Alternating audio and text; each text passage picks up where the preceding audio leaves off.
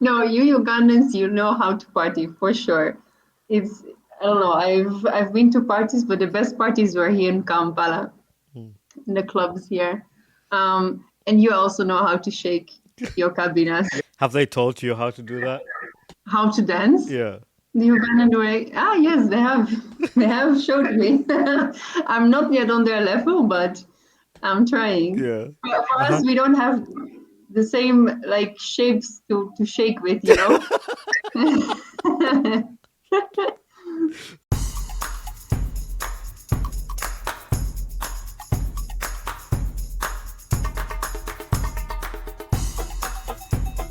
Mujevale, Mujevale, Mujevale. My name is Bani Kibuka, and welcome to another episode of the Ugandan Ball Talk Show. So, Robin, welcome to my podcast. Thank you so much. Thank you for having me. Yeah, I've been looking forward to this conversation. I've been super, super excited ever since I connected with you on Instagram because following your journey in Uganda has been crazy. And it's funny for me to see another person in Uganda. So in my head, I relate for me living in the United States being Ugandan. Hmm. So then I compare with your life, you living in my country, being like a foreigner. And then I do that. Like, Yeah. how do they like the things you experience there, the things I experience here? So it's been pretty cool and pretty funny. And this is gonna be like a different conversation than I normally have on the podcast, where like we go through like a bunch of other stuff. But I'm gonna focus on your time in Uganda and your experience Hmm. in Uganda. Like some of the funny stuff I've seen on Instagram, we're gonna share about those for the listeners to hear about your experience in Uganda. But before we go into the experience in Uganda, I want to start with like when and what made you choose Uganda? Like why Uganda? That's a very good question. Like I get that question all the time from people, and it's a bit hard to answer that question. Okay, when it was in 2014, so that's 9 years ago now. I was doing my studies. It was like a course, and I had to do a 4 weeks of internship in a developing country. So in my mind, I was like Uganda. I don't know why.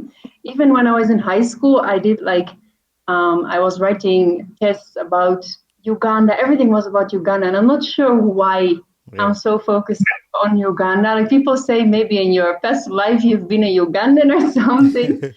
Um, but yeah, so I really wanted to go to Uganda, so that's why I chose to come here for that course. Okay. And it was 6 weeks actually. Had you seen Uganda before? I didn't know. Like, how did you first encounter Uganda? Even when you're in high school, like, when was the first time you landed on Uganda? Was it on a map or what?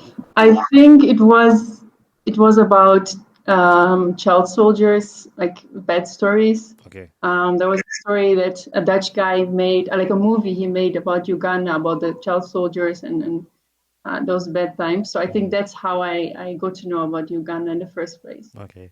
Do you know Sarah Flock? I follow her. Okay. I follow her on Instagram. Yeah. So I hosted her on my podcast.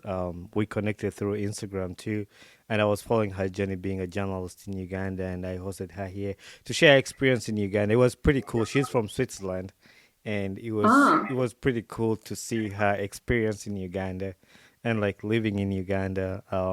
It's amazing because like for us when we moved from Uganda, came to the United States, you experience like culture shock, like things are not Mm-hmm. like things are done different in your country, and these people are doing. What was the first culture shock you experienced in Uganda? Like when you finally came to Uganda, it's like, Oh. oh my gosh, these people. I remember the first day when I landed here, we did like a Kampala tour. And I remember we went to the taxi park. By then it was still much more chaotic than it is right now. And I was like, oh my gosh, how am I going to survive 4 weeks, 6 weeks in Uganda with all this craziness? Like I couldn't handle it. And I remember our guide went somewhere, maybe he was buying something, I can't remember, and it was just three of us, three Bazungu ladies, standing there in the middle of the taxi park. And then people were just trying to like, hey, come here, come here. I want this Muzungu. And then the other one was like, no, this one is mine. So we're just sitting there as like little girls, and we're just in shock, and we didn't know what to do. So that was quite interesting. That is funny. Not only like you guys, I don't know. I'll use it. The bazongo, like when It's you go, okay. you attract so much attention when you're in Uganda. Hmm. But not only that, like everybody, like even the local people, like you walk in downtown Kampala. Hey, Jango Gule Kano, Jango like Toguza Kano, like they keep like calling They you, keep and on, yeah. it's kind of frustrating. Like everybody, when somebody goes to downtown, you come back exhausted. Like going to Kampala is like a full time job. Like you just I go. know it, like it is. Like I talked to my friend about it the other week. I'm like, here in Uganda, if you want to do something small, even shopping, it's so tiresome because people keep on just talking to you, looking at you. That is That's very funny. true. That is funny to hear that. So, how long have you been in Uganda? Yeah, so that's since 2014. It's 9 years, I think, now. Holy cow! I should say it's on and off. So at the beginning, I was still studying, so I couldn't live here. Yeah. But I made it like the journey like all the time. First it was 6 weeks, then it was half a year, then it was longer and longer. And now I'm fully living here. There's some small Luganda words that you include in your on Instagram, like when you use the "Give me my command." What are some of the words you've learned in Luganda that are funny to you, like you like to use in a daily life? So I use the word ka a lot. I Mm. don't know. It's just coming like that. It's not that I'm like, oh, I want to also talk like that. No, it just comes up. I mean, I think because people say it a lot, so I just copy it without knowing. I think I use the word gue a lot, which Mm-hmm. maybe I shouldn't use because some people are like, ah, Roman, that's rude to always say gue. um, then I use Django a lot. So yeah, there are some words I use a lot in Yeah. my day-to-day conversations. And I don't think it's a bad thing, and like it's not something you can control. And I've tried to explain this to the people in Uganda because me living in America, like listening to the Mhm. Americans speak all the time, there are some words you pick up without even knowing. Because Yeah. now, so like when I left Uganda, Ugandans will call my name Chibuka. So Hmm. when I moved to America, the Americans will call you Kibuka. So Buka, here, yeah. yeah, hearing that all the time, you start pronouncing your name Kibuka because you want them to understand it. So when I say Chibuka, like they're confused and they're pretty like they like, how do you pronounce your name? I want to make sure I don't pronounce it wrong. Like in Uganda, we don't care. I don't know how many people are Exactly. pronouncing your name wrong, but like people don't care. They just call you whatever comes in their head. That's what they're gonna call you. They don't care about pronunciation or like he's Yeah. pronounced wrong. So you find yourself speaking what they speak. So I don't really blame you for the words you've picked up because that's what you hear every day and that's what you're gonna be speaking. Exactly. I remember in so I've been doing my internship at UBC TV, Uganda Broadcasting Corporation, and so by then that was in 2017, and my accent was very Dutch. Um, so and I had to do voiceovers as well. So the people there were like, Robin, we can't really understand you. So I was then like just watching local television for a while just to get to know like how do they speak the English. And then I started to adopt the Uglish, what they call it. English? And then yeah, the Uglish, Ugandan English. Yeah. And then afterwards they're like, wow, yeah, this is better. Let's keep on doing this, the voiceovers. Now, is there a word a phrase in Luganda that you can say like a full sentence? Um, Wow, okay, that's a hard one. Okay. I don't know full sentences. I know like when I want to go somewhere, I know how to begin with the voda, I know the prices, I know how to say where I'm going and those ones. Yeah. But I don't know maybe a long Okay. sentence. Sente Meka, stuff like that. Those ones. Okay. You came for like journalism. Did you ever get to do that? Yeah, so in 2014 it was different. It was like we were working in a baby's home. It was not really an internship. They called it internship, but it was just more exposure to in a different country. But in 2017, I did work for UBC TV Okay. for my internship, Uganda Broadcasting Corporation. So you were there. You've been in Uganda. There's some things that are happening in Uganda. People running like strikes and stuff. What's been your experience with that? And like, if it happened when you're there, like, what did you do or what have you done to like stay safe? As a journalist or just Just as a as person, Robin? yeah, just as Robert. Of course, there have been some elections ongoing. I remember the first time it was kind of scary because we heard stories that there were because by then I was in Jinja. We heard stories about bullets on the streets, tear gas, and then out of nowhere they switched off the internet, and that was new to me. I didn't know anything like that even would happen. And I remember my parents were very scared because they also read those things on like online and even it was on the Dutch television and I couldn't talk to them, so they didn't know if I was fine or not. And I remember, I think it was one like Hotmail or something was working, so I just kept on sending them emails. I'm okay. So yeah, that was kind of scary. I also had the same issue with my family, them being in Uganda. I couldn't communicate with them very much because the internet was cut Mm, off, and I didn't know if they were safe. I was trying to like keep communication with them, and but my brother was found a way to communicate with me. I don't remember how we communicated, but yeah, it was tough, and especially when you have family over. I can't imagine what your parents were going through just to think about yeah, that your life. It's kind of scary, and but I'm glad people stayed safe and you're safe and you're here like to today like you're true. still alive.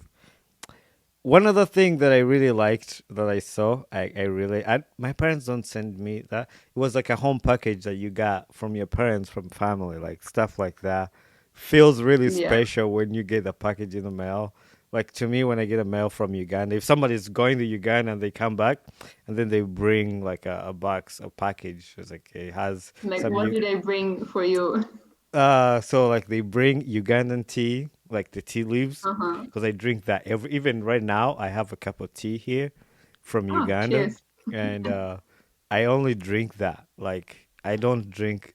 I drink coffee like maybe 5 times a year, like just five. Yeah, Oh, okay. and I drink tea almost every single day, and that's the Ugandan. I put the Ugandan tea leaves in there, so they bring that, and they bring like Reiko, Royco. the You curry. you like Royco? Yeah, I It's do. like so Ugandan.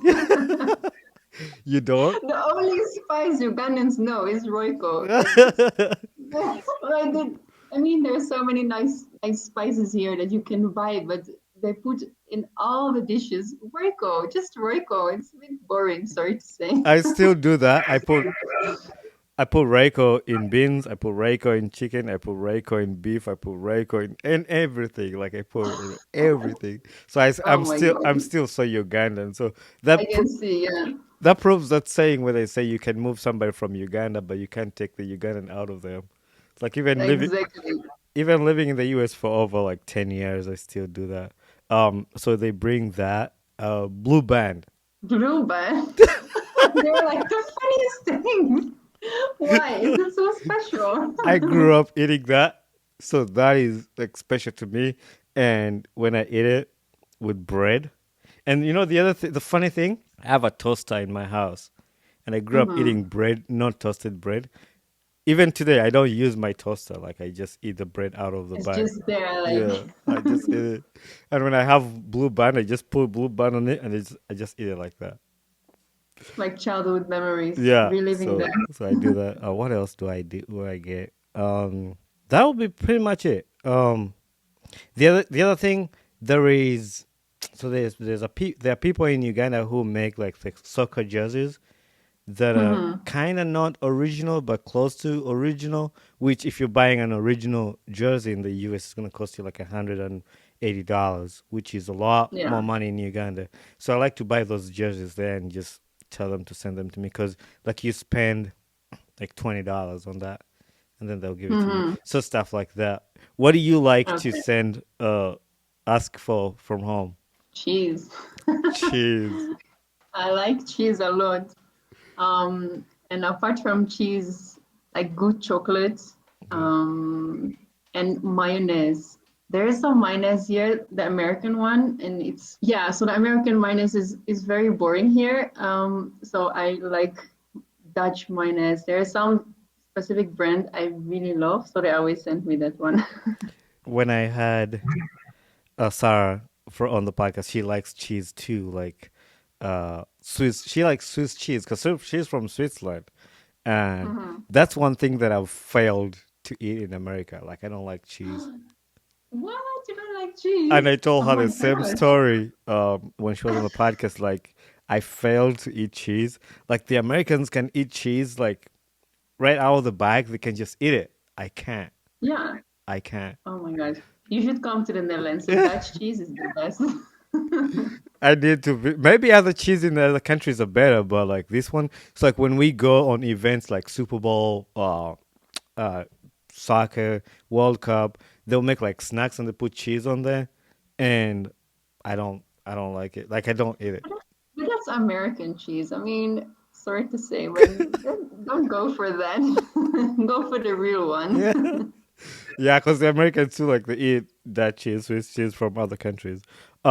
What are some of the fun stuff you like to do in Uganda? Fun stuff. Traveling. I Yeah, really like to yeah. travel around the country. What are some of Yeah, I your mean, favorite Uganda is places? so beautiful. My favorite parts. Um, Karamoja is definitely on one, like on the top.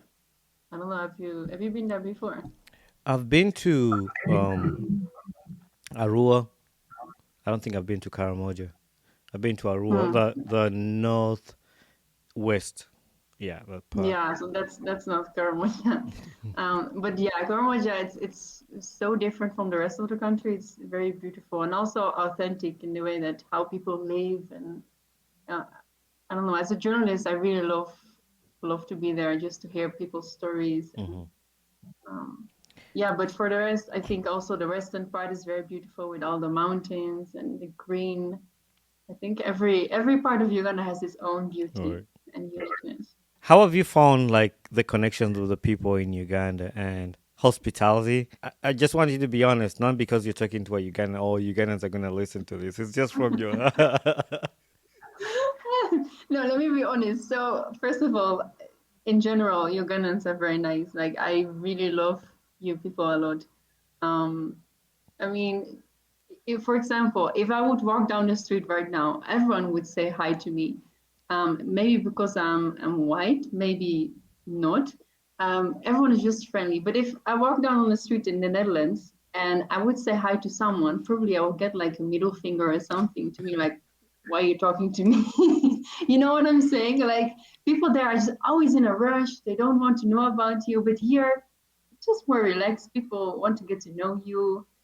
So yeah, I really love you guys. That's good that you say that. And I also know that there's a perception of people in Uganda, and I don't blame the people in Uganda because that's what the mindset. There's a perception of looking at a white person and they think about money, like money, Yeah, like that they think you have a lot of money, and you've experienced which this, we like don't. yeah, like this explains to me because like my wife is American and she's white, and like when we go to Mhm. Uganda, they think about her like that. But I know her very well. Like she's my wife. I know how much she makes. I know what she does. Like so, like Yeah, that explains to me that she doesn't have a ton of money. I know she might be making a lot more money than most people in Uganda, but her money in the United States won't be like a ton of money because exactly. she spends a lot of money on other stuff. It might be good money in Uganda if she was living the lifestyle Ugandans live, but if she lives the lifestyle in the US and like how they spend money, they don't really have a ton of money.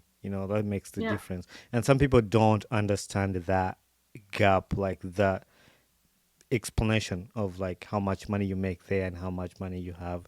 But yeah, that's a perception of people that I know. People will think when they see a Muzungu, they don't care if you're money. They like speak dollar cents. like a homeless person, a homeless Muzungu will leave America or somewhere, go to Uganda, and the Ugandans will still think like he has like dollar millions, and I don't blame them Yeah. for that. And sometimes I tell people here like they're also like homeless people back home and they don't believe me. Or I tell them that there are even thieves there. They're like, what? They're thieves? They don't believe that. Yeah. But I mean, yeah, it's all about I don't know how they're brought up Mm. or I don't know where it comes from exactly. Those are some of the things that people don't think about or they don't know. And you don't blame them because I don't know. I don't even Of know how to course, yeah. explain it. Like you don't blame. That's what they believe. That's what they know. Maybe it's the media or what they see on TV. Because like, and that's where the impact of movies come from. When I was in Uganda before I came to the US, I thought the US doesn't have trees. I thought the US like they don't have like homeless people. So I have the perception of New York City, like I thought Yeah, the yeah, yeah, whole yeah. US was like New York City, like everything. They have skyscrapers everywhere. There's no like but Everyone lives in those big houses. yeah, and when we were in high school we would tell ourselves I think in the US they don't even have old cars. Like they all just drive brand new cars until I came to the US. You see somebody driving a car down the road with a wood on the like it's a bumper, like on the wood Mhm. in the front of the car. You're like, this is in America too? But like things like that. Actually, that's how I still think about America, maybe as well, because of the movies. Yeah. So you came in Uganda as a journalist, and you ended up. Oh, before I moved to that. There's one picture you shared of the cobra. Uh, Oh, what yeah. are some of the? I know people pick out a lot of the different animals and scary things in Uganda than Netherlands. What are some of the scary things you've seen in Uganda?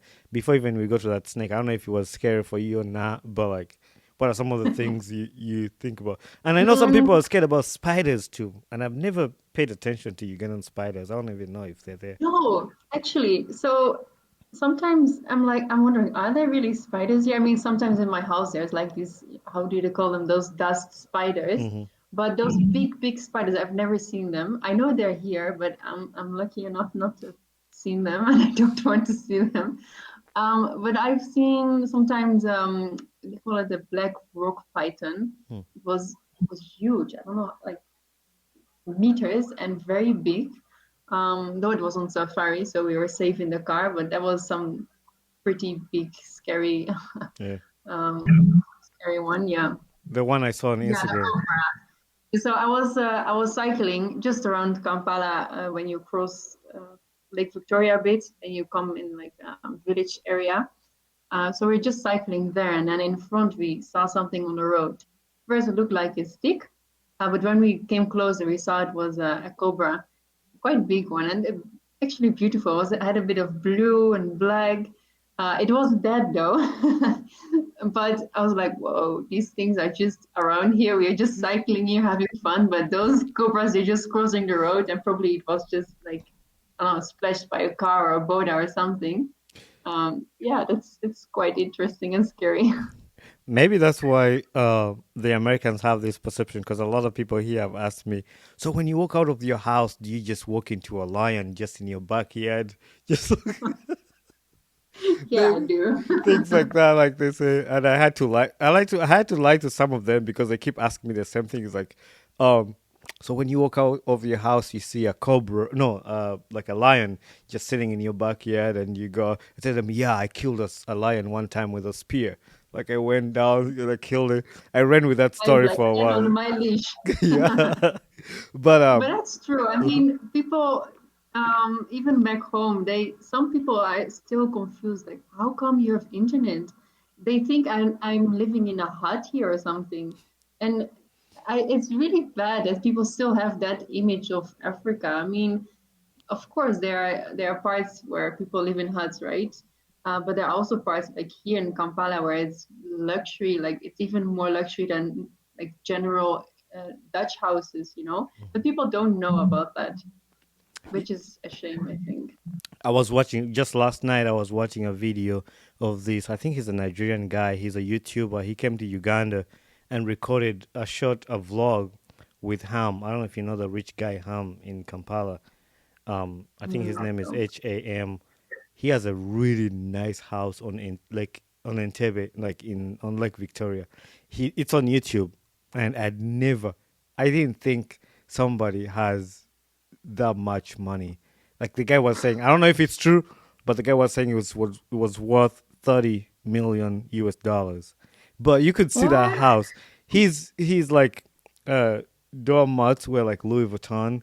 I'm like, who Oh is my this gosh. guy? Like he has a dining table that sits 20 five people, I think, and he has like seven dining rooms in his house. I never knew there's a house like that in Uganda, so it was just blowing my mind. No. He he Wow. he has. I mean, I know people in Uganda, the way they think about cars, like you're rich if you have like an expensive car, or if you have Hmm. multiple cars, and like that's usual. So when he said he has eight cars, but really nice cars, and he has like a yacht, he has like so this guy, he has a basketball court on his house, and he has a swimming pool with his name in the. It was really you should look it up Wow. on YouTube and see it. I I'll never definitely thought look it up. I never thought there's something like that in Uganda, but yeah, that guy, and he's rich. He's the one building the soccer stadium in Kampala, in Tebe. Oh no, in Nachivubo Stadium.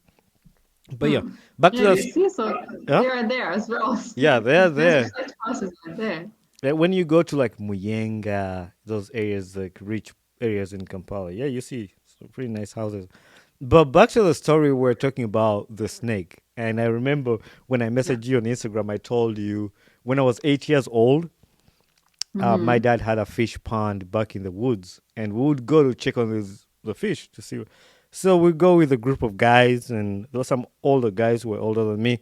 So we go down in the woods, and we're looking at the fish, and this black cobra came out of nowhere, and he was chasing all of us.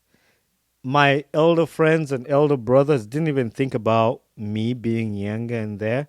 They were all just running for their lives. So nobody cared about me Oh being the youngest. no. And I saw this snake. They ran, and I started running, crying, screaming. I was so terrified that even till today, I'm scared of snakes. Like, that's my biggest fear. And every time I see You a have a snake, trauma, I can imagine. yeah, that's like PTSD from like that old. Yeah. And like in America, people pet snakes and play with snakes. I'm like, I don't care how many Wow. times you tell me that they're not dangerous. Or not. I see a snake, my mind just go back to the snake chasing me. I don't like snakes like that. No. But that's crazy. I mean, even in the Netherlands, they do that. I'm like, why would you have a steak in your house and feed it? Like, that's of another world. Yeah. But when I saw Mhm. that, I was like, holy cow, that was. And we've seen a few snakes like when I'm in the car and you see crossing, and I just shake a little bit. And I told people like when I see a snake, the first thing in my head, kill it. And I was working for somebody here in America, and in their yard, they I saw two snakes. I killed them. So I go to him and I tell him, "Hey, I killed two snakes while I was cleaning your yard." And the guy didn't seem amused or anything. I was like, "I just It's like, told you, okay. I just told you I killed two snakes," and you just like, whatever. He's like, "That's a big deal for me," and for them, they're like, "No, probably those. Why did you kill them? Those are nice snakes, pretty." I was like, "Oh my That's what god!" you get then. So Actually, when I saw that snake, I was not sure what kind of snake. I'm not so much into snakes, so I didn't know. So I posted it asking like what kind of snake is this, and then I got very many people saying it's a cobra, it's dangerous. It's like, whoa, that's some scary shit. I saw another picture of the guy carrying goats on the border, and you took it a while back. It was just in the memories, and you reshared it. What are some of the funniest things you've seen Ugandans do, like on a border? I know there's, I don't know if they still Oh, do, but there was one time when they would carry like seven people on one border, or like, yeah. Yeah, I've seen those ones. Like they carry six, seven people or five, six goats. I even saw sometime this very big adult Ankole cow it just tied around it. I'm not sure if it was dead or alive, but on a it border. was on a boda boda. Yeah. Um, I've seen like beds just crazy, like boda on a boda. I don't know. Say it and I've seen it. It's it's crazy. You've seen it all. Seen them all. Yes. Yeah, Ugandans can. The only thing I think they're about to do is to carry a whole house on a border, like move Yes. somebody's I house. mean, I've seen it on those small trucks already that Yeah. they carry like these not very big house, but they carry a house. So I'm Hmm. sure bodas can also, Ugandans are very innovative, so I'm sure they can find Hmm. other way. Do you use borders very often? Yeah, actually every day. Every day. You use the safe Yeah. border? Yes, but I use it only when I have to go very far because they Okay. are cheaper somehow. Mm. But I have my own Boda guy here, Okay. which is not charging me Mzungu price. Mm. So yeah, I always use that guy. And if he's not available, I use Safe Boda. That is good because when I lived in Uganda too, I had my border guy. Like it was only one person, and even when I go back to Uganda now, um, that's the guy I call. He's still doing the border good thing, and I call him like, hey, he would drive me to Kampala. I lived in Wakiso. It's like Hmm. 14 kilometers, I think, from Wakiso to Kampala, and that one border guy Yeah. would take me all the way to Kampala. And the other day I was watching a border guy said he would take somebody to Nairobi, like drive them from Kampala to Nairobi for Wow. like, I think he asked him for 1 million shillings or 2 million. I don't remember.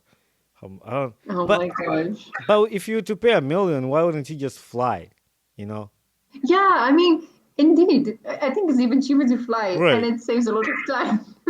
Because I listened to that conversation on the reels, I think on Instagram, and there were somebody recorded a border guy. It's like, yeah, no, I think he was talking about he drove a Muzungu from Kampala to Nairobi for 1 million shillings, like, and it wasn't making sense to me. Like, Oh, if you drove somebody for 1 million shillings, why wouldn't that person fly? Because I'm sure it's not 1 million shillings to fly to Nairobi.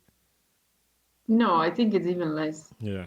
But border guys have conversations that are unmatched. It's like Yeah, they have that's it. stories. Like they are the best people to talk to. Honestly, like the best conversations I have it with my Boda guy or any other guy, Boda guy. Like seriously, some of them they have very interesting stories to tell about. Mhm. I don't know what they used to do before Boda or just their opinions about some topics.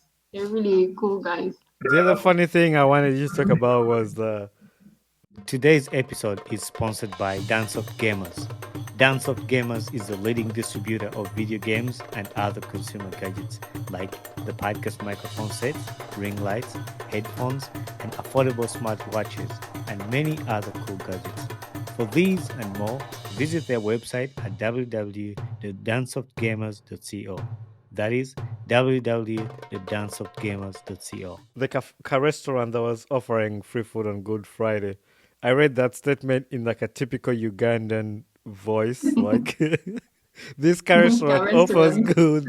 good food. Do you like the Ugandan food too? Like, let's talk about that too. Yeah, I love give me posho and beans and I'm settled. Like Hmm. that's my go-to food. I know you Ugandans, you don't like it so much because Do you like know you the grew reason up why? in boarding school. I Yeah, think yeah, in, that. that's what I say. In boarding school, you eat posho and beans like every day, so you're just bored of it now. Like you don't want it anymore, right? Yeah. So I'm not yet at that point. I can still eat it. But what I said, like it's nice though it doesn't have many flavors, just Hmm. Royco flavor maybe. But what I like a lot is malakwang. Do you know that? Is that from the north? Yeah, Yeah. yeah, that's it's I think also something very nice. Matoke, I can eat it, but it's not that I'm such a big fan of it. Like, Yeah, I wasn't a big fan of matoke either. yeah. No. How about like a restaurant? Like, what do you like to eat when you go? Like, do you still order posho when you go to the small restaurants? Did you even go to Yes, that restaurant for the free food? yes. You know, for Dutch people, if there's something free, we always go there. I don't know about you, but we always go. No, Ugandans So do that. yeah, so we went there and but then we got pilau, Mm. which I also like a lot, pilau. But if I go to local restaurants, I always order like pasted beans, posho, malakwang, those things. Did you go anywhere for Edie? No, I was traveling, unfortunately. Mm. I didn't go anywhere. You should have tried the Edie pilau. I know it's the best. Yeah. The other years I've done that, it's the best. I know. Oh, you've done it before? Yes, Yeah. So, like some of my friends invited me for some nice ED pilau, and it was a lot. It was nice. so I'm now Muslim, but I have a lot of friends who are Muslim, and on Edie they don't Hmm. care if you're Christian or anything. They'll just, hey, come over, come eat, and then you just go and just eat. And one time I lived with one of my buddies in Chibuli. Chibuli is like a big Muslim area, Mm-hmm. because that's where there's the big mosque and all that. Um, Yeah. and we were poor kids, like we were just teenagers and just living by ourselves, struggling through life. And on Eid, my friend had those Muslim gowns that you wear, so we just threw those Mm-hmm. on and walked in the mosque, and we just ate the food because we were hungry. That's a smart one. But Yeah. I think if you just asked them, you could have just come in, right? Yeah, I don't think they would have said no. They pretty nice people. There's one video you shared one time about the Ugandan dance moves, and what do you think about the Ugandan dance moves and people like to party in Uganda? Tell me about that. Party after party. You know that song? Oh yeah, yeah. Party You're the after one who party. told me about that. That's your hype song. Yeah. It was me, yes. That's my best song. No, you Ugandans, you know how to party for sure. It's I don't know. I've been to parties, but the best parties were here in Kampala, Mm. in the clubs here. And you also know how to shake your cabinas. You're Nyash. It's on another level. Have they taught you how to do that? How to dance? Yeah. The Ugandan way? Ah, yes, they have. They have showed me. I'm not yet on their level, but I'm trying. Yeah. For Uh us, huh. we don't have the same like shapes to shake with, you know? That's funny. I also saw you like on a Ugandan function, like in Kucha. No, was it Kwanjula? Kuchala? Was it Kuchala? Yeah, I think it was Kuchala. And you It wore was a the Kuchala. gomesi. Yeah. What you Yeah, like the that was gomesi? last year. Oh my gosh, I have so much respect for women who wear like gomesis all the time. It's so hard to even to walk in, first of all, and it's so hard to wear it because you would think if you just see it, it's just, just a dress, but there's so much under it to shape, like to give you those hips. And for me, I'm tall, so I have long legs, but I could only walk like small steps, and it was I have so much respect for ladies here, honestly speaking. How about the function itself? Yeah, it was interesting. I've been to some Kuchalas now, and I think each of them are a bit different. But of course, it's about like talking about the bride's price and those things. It's so different from my culture. We don't have those things. I mean, if you want to get married to someone, you get married to someone. You don't have to do all of these things. But yeah, it's interesting to also see those parts of the culture here, which I respect and I love to see how everything goes. Even for us, we had to, as ladies, we had to after the function. The guy brings presents, right? So we had to carry the presents on our head. So Mm. at first I was thinking it's a joke. Like they were saying, Robin, you have to put those presents on your head. So it's like, ha ha ha. And then they put one on my head. It was like, oh, wait. And then the ladies started walking in a row. And I was like, oh shit, I have to really do that. So we were just walking in my gomesi. Like I had to hold my gomesi up and it was an experience for sure. I was just dying. I'm gonna make sure when I'm editing this, I'll make a double screen so people can see how I was laughing. Because when you say you thought it was a joke, I can just imagine the moment you think like, "Oh, maybe this is a joke, but it's real," and it's funny. I think I even have a video of that when they were shooting a video of us doing that. It's really You should funny. send it to me. I want to include it on this. That would be funny. Um, That's crazy. And I love this. This is what I love, especially talking to a conversation like this, because for me, what seems normal to me, it's not normal to you, and it's funny. It's fun to hear your perspective on things like that. And Hmm. I hope my listeners in Uganda will enjoy and love it. Or like people from your country too will listen to these stories. I know most of them might not know, or you've not got a chance to share these details with them, but like Yeah, me seeing it, maybe they will listen to this and understand or connect to what you were talking about. But yeah, that's funny. I enjoyed it. I really did. I really did that part, because I've seen a lot of women do that on functions all the time, but I've never listened to like the behind the story or what's in your heart, what you're thinking, like, or read your minds at that moment. In that moment, you're like, I don't know what's going on. After that, what did you yeah. think? Was Do you think it was like a punishment or like? or did you enjoy it? No, because I knew it is by then I knew like okay, it's part of how it's supposed to go. So I enjoyed it. And people actually liked it that I also participated in it. Not just because I'm white that I don't have to do it. I was just like going with the flow and just going with it. But I was tired afterwards because we had to walk some distance. And what I said with the Yeah. gomesi, I had to like pull it up, and some persons were quite heavy on my head, so I had to balance as well. So, Yeah. but I enjoyed it. I know a lot of people say in a joke way, like being Ugandan and being in Uganda is a full time job, and we say this in the beginning, like even the small you were the one who actually said it, like even the small thing you can think like shopping ends up to be like a big thing. You leave your house, I'm going Yeah. to Kampala to do this small thing, and from the traffic, from the people, something that would take you 1 hour ends up taking 6 hours for some reason somehow, Uh-huh. and you're like, oh my god. So like even me You after, come home and you have to do a power nap afterwards. yeah, when I visit in Uganda and I go to town to do something, I'm like, no, I'm not going back to town tomorrow. I'm just gonna just sit home and relax and chill. And but yeah, that's funny. So you embarked onto cycling. I'm gonna switch the conversation to cycling, and I don't want to keep you here for a Mhm. long time. I know it's a funny conversation. I'd love to talk to you the whole day, but I know some of the listeners might not. I mean, it's a funny conversation. If somebody doesn't watch it all, I don't know what they need a life. If What's wrong with you? yeah, they need a life.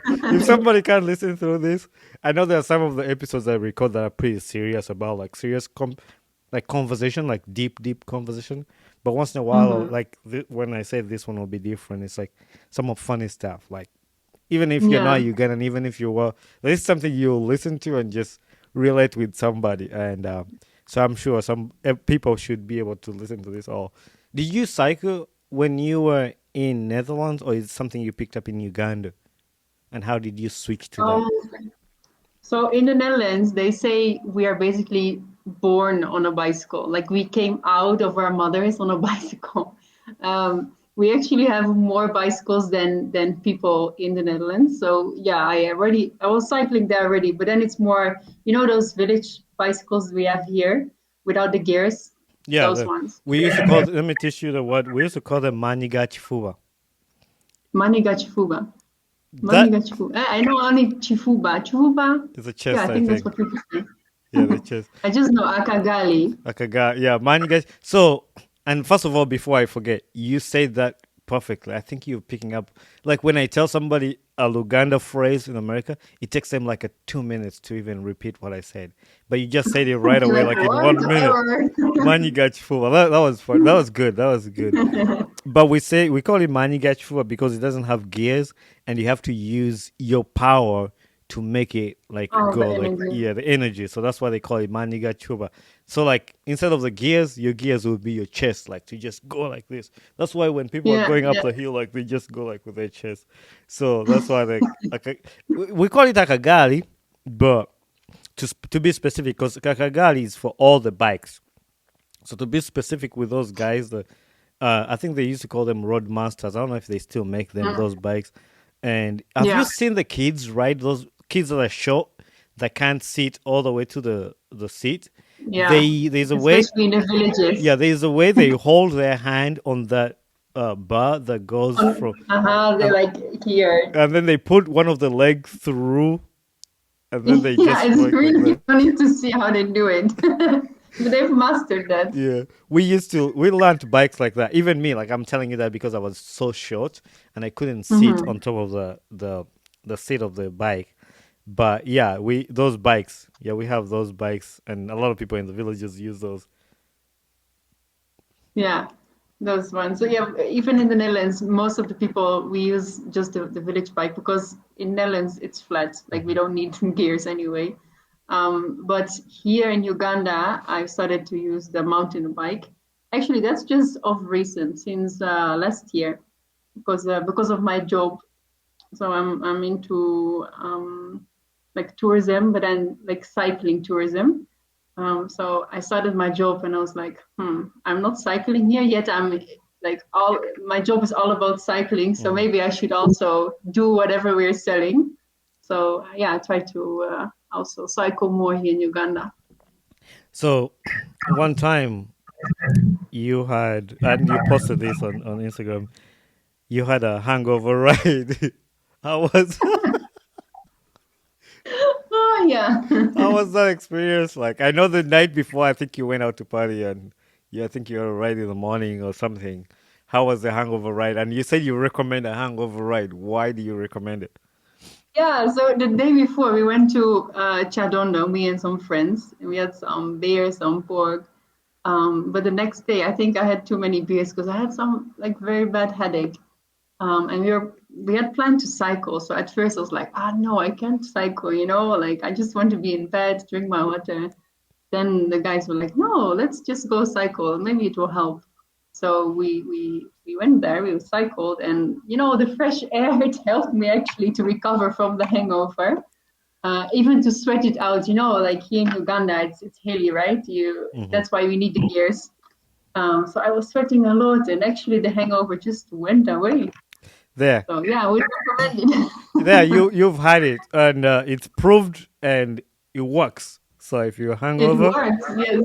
get a bike and just hit the road. You're gonna lose it without knowing. And also while you're cycling too, there's one day you were cycling through mud, and I think you said it was the participant of the Chintu trails.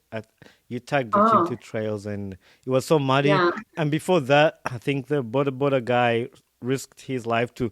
Was he trying to see how deep the water Yeah. was? Yeah, so I was the Kinto Trial is like an annual race for cyclists to cycle in the western part of Uganda, like Gwindi area. And then it was in November, so it had rained a lot, so it was too muddy. And we had to cycle through. I was not cycling, by the way, I was filming. So I was on a boda, but they had to go through a swamp that normally just has little water, but now it was full of water. So of course the cyclists they could just walk a bit, or I don't know how they passed. But for us with the Boda guy was like, no, we can't just go. So for him, he sacrificed himself. He got like a very long stick, and he was just like going in the water step by step to see how deep the water was. And then eventually we just walked through the water. Did he push his border through the one, and you guys just walk? Is that what he did? Sorry? Was he just pushing his border while you guys walk Yeah. through, or did he drive through it? Well, he wanted me to sit on the boda while Hmm. he also sits and then we go through, but I didn't trust that. Yeah. So I was like, let me just get wet feet and go through the water myself. I think that was a good choice. I've seen a lot of videos too, like in Kampala when it rains, and a lot of people have talked about the potholes in Kampala, like Oh they're my all gosh, over. And they are very bad I don't know if you've now. seen what's going on the internet, like people making jokes and putting like the Yeah, boats into the pot, like editing it with like boats and people swimming in it, and it's I've fun. seen it. The pothole gate. Yeah, but well, what I was gonna say, when it rains a lot in Kampala and people are using Kampala, so there are some people who do that as a job to carry people across, like walk through. They carry Hmm. them on their back. Have you witnessed that? There was one time we not on the not potholes, but we were crossing Lake Victoria with a boat, and Hmm. then the boat couldn't reach like the landing site, so you had to walk through the water a bit. For me, I was fine with it, but the boat guy, insisted that I have to sit on his back to go to the landing site. But I was like, no, that's weird. But he just grabbed me like that, and I was not even on his back. I was just like in front of him, and he grabbed me, and then he took me to the landing site. I miss Uganda. And just talking about Uganda with the things we've talked about, I just want to be there. Like we grew Yeah. up we grew up wanting the American dream and wanting to go to another country that's better than your country. But like with me talking about from experience, there's some small things that we don't appreciate as Ugandans that we have in our country. First of all, is the connection with the people, the love for the Hmm. people, the happiness. Like we're happy people. And I remember I hosted one of the girls here, Melissa Malonji. She's in Germany and she's Ugandan, but she was born in Germany. I hosted her on the podcast, and the Ugandans are happy people. Like we're very happy people. Like even when we are broke, we're gonna go out and have fun. Forget So about the you party you like you what have a lot of money.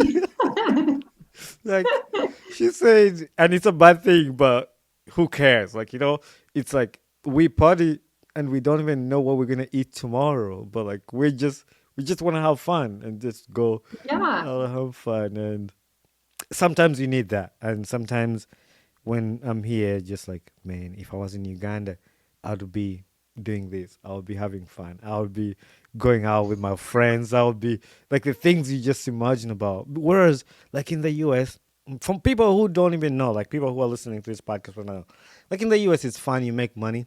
But like me, I'll give you my example. I mean, I still find time to have fun. But like throughout the week, Monday, no, like no Monday. Monday I'm always off. Tuesday, you wake up. I wake up at 5 a.m. Drive to work. Hmm. I work till 4:30 p.m. and my drive back home is like 30 minutes. So I don't get home till like 5. So the whole day from 5 to 5, you've been gone to work. That's every day from Tuesday to Friday. And on Saturday you just want to relax. On Saturday, sometimes you You force want to yourself like rest? that's Yeah. when that's when you try to make your own happiness out of something. But like in Uganda, like some people don't Every even day work is different every in day. Uganda. Yeah. Like, even though you have a 9 to 5 job, every day is different. And that's what I like so much. Yeah. People don't appreciate what they have here. Maybe what you said, like, they don't realize what they have here. Sometimes they say, why are you here in Uganda? Why don't you go back to Netherlands? I mean, you can earn a lot of money there. What? But they don't know that Uganda really makes me, and I'm sure other people like you, really happy. It's those small, small things that you're talking about. I know some of these sayings are cheesy, but like there's one people say sometimes you don't know what you miss unless it's gone away. I don't know if that's the right word. Like Yeah, you don't know what. So like it took me to leave Uganda, come here, and live this life that we all dreamt about, but you still remember and appreciate those small things from Uganda that you really miss. That once in a while I'll look at. I'm like, oh my gosh, I want that. Like when we're talking about food, we're talking about like people having fun and those small things. It was yeah. I miss those, and I'll tell people in Uganda like, yeah, it sucks sometimes when you don't have money, but there's a lot more to that, and there's a lot more happiness to that. Um, Yeah, true. the other fun thing I saw you do was playing Matatu, and I wrote it down as Ah, I wrote it down as Matatu because I knew it will make sense to you because that's not why yes, people who don't live in Uganda don't call it that. So I knew when I wrote it down, I was like, I'll call you Mat. Have you learned how to play Ugandan Matatu? yes. The rules are different with the Dutch matatu, but I've learned it, and Yeah, we play it all the time with friends or with colleagues. If we are bored or what, we just play it. yeah. There's a lot of guys who used to play for money. Oh yeah, They'll pull money and just play for money, but that's what my parents didn't want us to do. They didn't want us to play because they don't like wasting money or like because we might get addicted and like you start spending all the money that you don't even have with just like playing matatu and you lose it all and so and that's just an innocent game, like innocent betting. But yeah. imagine if you do different. Yeah, there's a lot of bet. I don't know if you've noticed. I think you have. People betting about sports, soccer, and it's crazy. Too much. If there are games ongoing the whole day, you see those betting stations full with people, even the Boda guys just going there. Have you picked up on football? I don't know. I won't call it soccer, football. Yeah, well, actually, when I was still living in the Netherlands, I was not really keen on football. Even up to now, I'm not a football fan, but here you're somehow forced You can't to. you can't avoid it. Yeah, like even if I want to avoid it, like there's just a bar around the corner, and whenever there's a game, I would just hear cheering or people screaming. Of course, all the matatus here they have their own slogan of Chelsea or whatever club. So Yeah, here you just, I don't know, if you want to avoid it, you can't. yeah, It's it's everywhere. unavoidable. That's why some of the people here in America don't understand why I'm so passionate about food. It's because of my background, because of Uganda. Yeah, Like people in Uganda, they support those teams like they know those people. yeah, yeah. Like, nobody That's even really knows crazy. you, but like it's like he can tell you the whole team of Arsenal, like even the bench players, but like he doesn't even know who is the local minister or who is the like. They know all the background information about. They're so passionate about it. Sarah was telling me one time because she was also forced into sports and she was forced to pick Arsenal when they had like a World Cup party. And it's like, oh, Ugandans, they know all the history about this club. Like, they can tell you how much money this player makes when this club started, but like, they don't, like, they put so much time in learning those things, and it was fun. That was funny. Yeah, Like, that's funny. we're coming close to. I have a few questions that I'm gonna ask you because I don't want to keep Mhm. you here for so long. Maybe I'll just make another interview and we just took. I know I missed a lot of things too, but it's you can't finish them all. You can't finish them all. Of Like course. there's some things you're gonna miss. But with the cycling part of it, you had a cycling training recently in Ginger, and you mentioned that there was using GPS. Like, how does that work? Do they have like bike trails on the GPS right now that people are using, or was something different? So the GPS we use is called Garmin. So on the Garmin, it shows even the smallest tracks, like those single trails, those trails that people make when they're walking, Hmm. they're even there. Really, in Uganda, Um, for so you in Uganda? yeah, as Hmm. long as you just, maybe if you cycle there once or twice, it Hmm. picks up Okay, and from the satellites, and then it shows those small, small trails as well. So that's really cool. So we can even make our own trails on those single tracks. that's cool. That is really cool. Yeah, when you talked about when I saw that, I was like, that's pretty cool. Like, I didn't think Ugandans would be on the trail because we don't. Maybe just because we don't know, but like trails when I was growing there, I didn't really know. Maybe because I wasn't into it, but I didn't really know about like trails and stuff. But so that's why I was gonna ask you about how does that work? Because even with the car GPS, like it was not until we got the smartphones and knowing like, oh, actually these No, roads are that's the I think that's more like the Google Maps and Google those Maps. things, like Yeah. the real streets. Mm-hmm. Of course, maybe actually, but even Google Maps is doing quite well in Uganda now. Mm-hmm. Yeah, I've But seen those some. small, small single tracks, they're not there, so Yeah. they're only on those like that are connected to the satellites. Yeah. Do you like hiking? I think that's part of stuff. Yeah, Yeah. I do like hiking. I liked it better than cycling. Now I like cycling more, Yeah. but I do hike as well. I saw there are some people that passed the cycling training. What was into that training that they had to achieve so they can pass it? So the training was about being a bicycle guide. So we were training them about customer service. So I don't know if you noticed, probably you have customer service in Uganda is not the best, right? Everyone knows that. So I was teaching them like how to just talk to your clients politely, give them a smile and those things.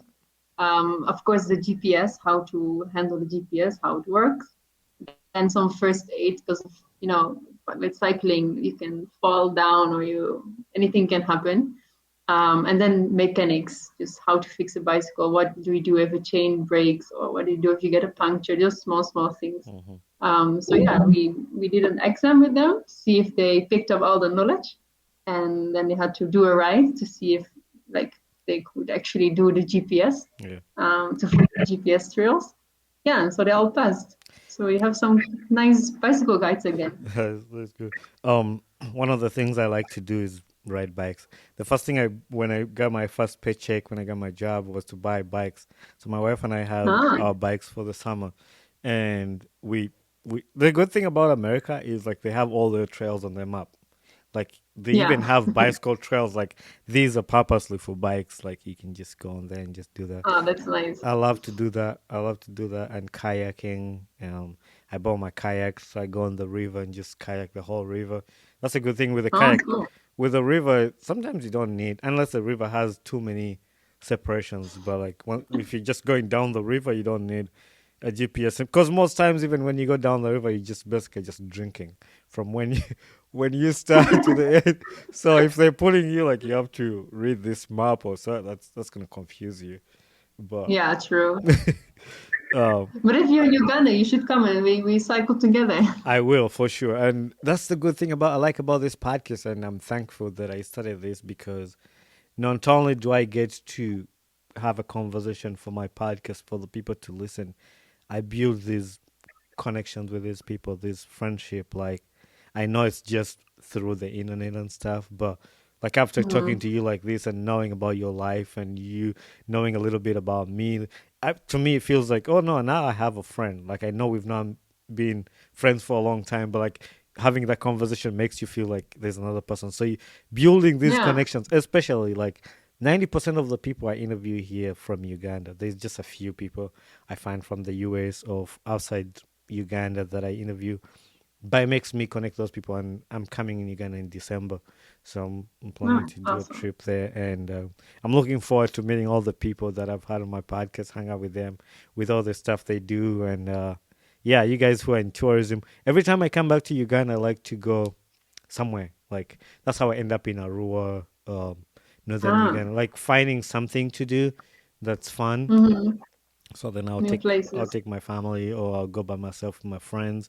So yeah, I like to try new things. So I'm excited for my next visit when I come to Uganda. So I'll come look for you and take Oh, me on a trail and just cycle. yes, hit me up. Yeah. I'm all into it. All right. So we're coming close to the end of this podcast, but I'm gonna ask you last three questions. What Hmm. has been a life lesson you've learned in life to this point? That whatever happens, negative or positive, or let me say negative, always try to twist it into something positive. Some things happen to me, and I will be so pissed or so mad or so upset. But then, it doesn't help you really to just be in that spiral, like downward spiral. So I've learned that always try to twist it in something positive. Like a very short example, sometime I went on a boat. I had two notes of 50,000 in one pocket and two notes of 1,000 in my other pocket.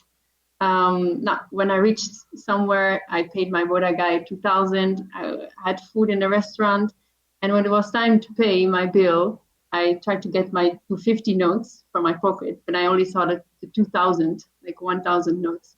I was like, oh my gosh, I gave the Boda guy 100,000 instead of 2,000. I felt so bad that I gave him so much money, and I was so mad at myself. But then at the other end, I was like, okay, but at least now the guy, it was before Christmas. So I was like, at least the guy has some nice Christmas now and he could buy some chickens or what for his family.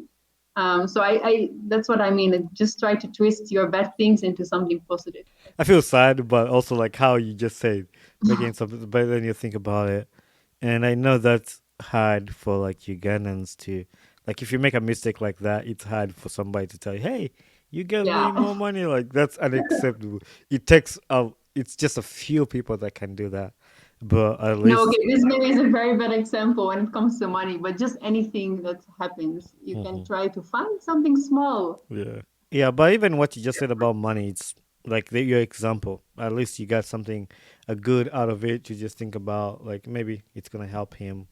Maybe that guy he had like to pay rent, and that's the money he needed to pay rent, and just bless him. So you just have to think Yeah. about it that way. Before even I go to another question that I wanted to ask you this a while back. You mentioned about the beer. What's your favorite drink in Uganda to drink? It is Semenov. They call it Simi, Semenov. what? Siminov. Yeah, the Siminov Yes, Ice Semenov is Black. my uh-huh.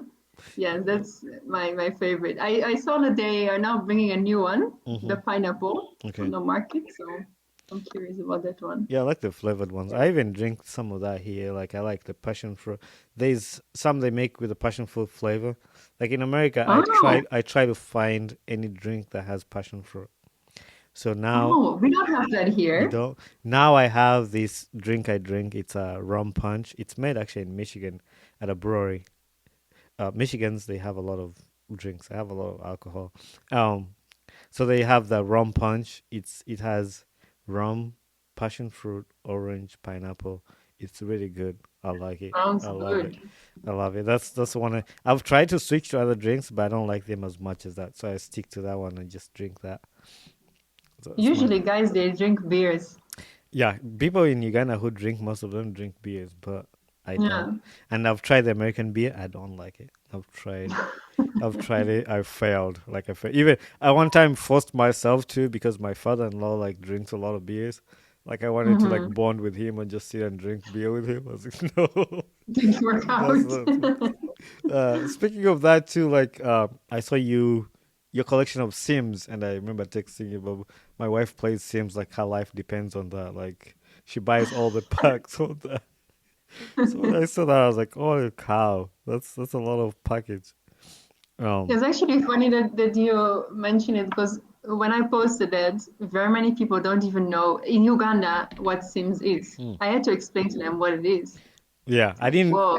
I didn't know. So the thing is, we were not into video games a lot. That's it's like Yeah. right now at home we have controllers and consoles. Now people do. Now people play a lot of video. I don't know if you've noticed in Uganda, they play like FIFA, Call of Duty, all the Yeah. other stuff. Mostly that, but like those Sims, like my wife plays Sims like is a bit older, I yeah, think. Zelda, uh, Fortnite, like those. I'm not into those. I only play Race Cars and FIFA. That's all I do. Uh, That's all I do. What gets you excited about life? about life. Um, oh, I would say a tough question. No, it should not be a tough one.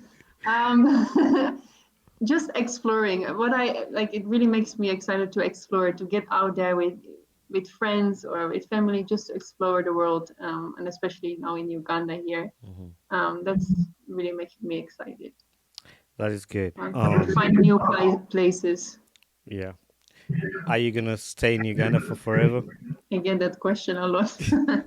I would say yes and no. Yes, because I just love it here so much, but and no, because I don't know. You never know what happens. Right. I mean, the health it's not the best here, like the Hmm. care. So maybe God forbid, but what if something happens? And maybe Yeah. I need better care. So I don't know. I will Yeah. see. But for now, I would say yes. And I didn't touch on it a little bit because we're focusing on Uganda, but I know you were in Mombasa a little while ago. How did you like it? How do you compare? Because my mom is Kenyan, my dad is Ugandan. Oh, So okay. So you're half half. So I'm half half. So when you go to Kenya, you're home. When you're in Uganda, you're home. And that's why on my hand, I don't know if you can see, but like I have these two bracelets, It's like Ugandan, the Kenya. Kenya and Uganda. Those ones have been on here ever since I moved to America. So I think I've had them for 10 years. Wow. So I don't And know. They're still they're on there. still intact. Yeah, I know one time they're gonna just break because one if those things whatever they get weak, they will break. But I don't know. What was the experience in Mombasa? How did you like it? Yeah, Mombasa is beautiful. The white beaches and the blue waters, it's beautiful. I was actually thinking that so at some point, like, why am I living in Uganda? Why not here in Mombasa? I mean, you have the beach there. Yeah. But I would never trade Uganda for Kenya. Yeah, Sorry. Ugandans will be Um, you'll hurt their feelings if they find out. yeah, I'm sorry. I will stay in Uganda. No, but Mombasa is very beautiful. I mean, it's very close. I went with Uganda Airlines. It was just 1.5 hours, I think, Hmm. and I was already there. So it's very close, and it's just like I really had a nice vacation, just chilling on the beach, sipping my cocktails or Seminole. Hmm. I've been to Mombasa like once, and it was beautiful. Like it was too hot by the time we went there. Um, that's the only part. But I can never be too hot. I don't want cold, especially like the winters in America. No, I don't like those. Those are some of my favorite. Exactly. So the person who recommended you to be on my podcast, I don't know if you remember. Do you know the person? I think I told you when I asked you to be on my podcast. Yes, you told me. Yeah, Busra. Boost for yeah. So he recommended you, and I reached out to you. It took a while to respond to me, but I'm glad you did finally because this is one of the Sorry. best. This is one of the best conversations I've had, and I've loved so hard. I can't wait. I like actually. I wasn't say I can't wait. I don't care if people don't enjoy it. I did really enjoy it, and Thanks. Me too. I also enjoyed it. that's one thing I think about. Like, do you enjoy what you're doing? Yes, I do. If two people see it or like it or like, I don't care. I liked it. Like it makes me Yeah. happy, and that's all. If something doesn't make me happy and people like it, then I question myself. But like if I like it Yeah, and people exactly. You don't should like it, do what's yeah, that? you should do something that makes you happy and that you're passionate about. I Right. agree. So this is one of the best conversations I've had. So the last question I want to ask people is like, who would you like to see on my podcast next? And you're gonna recommend the person and help me connect me to those people. Okay. Let me think. Can I say two people? I have two people who Yes, please. come. Okay. The So more, there's the one better. guy. And what about, I have a whole list now, and then let me give you two. Okay. There's Kavesi Mark. He's a break dancer, and so he's using breakdance and arts and culture to change people's lives, or like to change children who are living in slums or on the streets. So I think he has a lot of nice stories to tell Mm-hmm. you. So I think you should talk to him. And there is Raymond Malinga.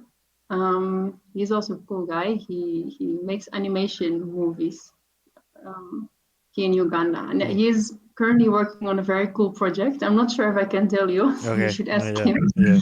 But it's very interesting what he's doing as well. All right. That's amazing. I get excited when I get people recommend the podcast, because that means I have another episode to record. I have another person to have on the podcast. And it's been really amazing to start this, meeting new people, hearing stories, and putting these stories out there. Like, even having these on the podcast, like, it doesn't, if somebody doesn't listen to it right away when you publish it, they'll listen to it even 3 weeks later, and people will reach out. Oh my Yeah, gosh, it's this is always awesome. online. This is online, it's accessible, and I've enjoyed it. I've loved it. But I gotta say it again. I won't stop saying it. You saw me wiping my eyes because I laughed till I cried. I was just like crying. 'Cause, it's one of the best conversations I've had, especially talking Yeah, about thank Uganda. you for having me. Yeah, I really enjoyed it. I'm glad we did this, and hopefully, when we get time in the future, we'll come back again and talk about something else or anything. So, thank you Yeah, very for much. sure. Is there anything Thank else you you want to say? too. No, I don't think. Okay. All right. Hopefully, when I come to Uganda, we'll link up and get to meet. So, Yes, for sure. Let's hit up and go on the Ugandan roads with the bicycle. all right. No, before I let you go, we're gonna make this work. You're gonna say, "My name is Robin, and I'm on the Ugandan Boy Talk Show podcast." First of all, in Dutch, and then we're gonna try in Luganda. I'll help you for Luganda. Okay, okay. So first in Dutch. Yeah, first in Dutch. Okay, you tell me when to start. Yeah, you can start. Hallo, ik ben Robin en ik ben bij de podcast van Ugandan Boy Talk Show. Yeah, that's good. Can you try the Uganda one, or you need help? Irini Anyang e Robin, Diku Ugandan Boy Talk Show. That's perfect. Yeah, I love that. That's awesome, Robin. Thank you very much. You're so lively. You're so like fun to talk to. I really enjoyed it. Thank you. You too. And that's what I like about not preparing the conversations before. Like, oh, these are the questions I'm going to ask you. I like to just Yeah. think of something and just go with the flow. So I like that. No, I agree. Even when I go for interviews with journalism, like on TV, some people ask questions, like ask me, what are the questions? And then it's boring the Right. conversation. All right. So thank you very much. I'll let you go. We've been here for like an Yes, hour thank and you 20 too. minutes. Bye. All right. Have a good day. Thank you so much. Mhm. Bye bye. Bye. Hey there, this is Bonnie Kibuka, the host of the Ugandan Boy Talk Show. Thanks for watching and listening to my podcast. If you enjoyed this episode, make sure you share it with a friend and recommend somebody to this podcast. Don't forget to leave a feedback on this podcast, because that's how we grow. And also don't forget to share, like, subscribe, and comment. Join us on our social media platforms on Instagram, Twitter, Facebook, and YouTube. So we would love to hear from you. Thank you very much, and be blessed.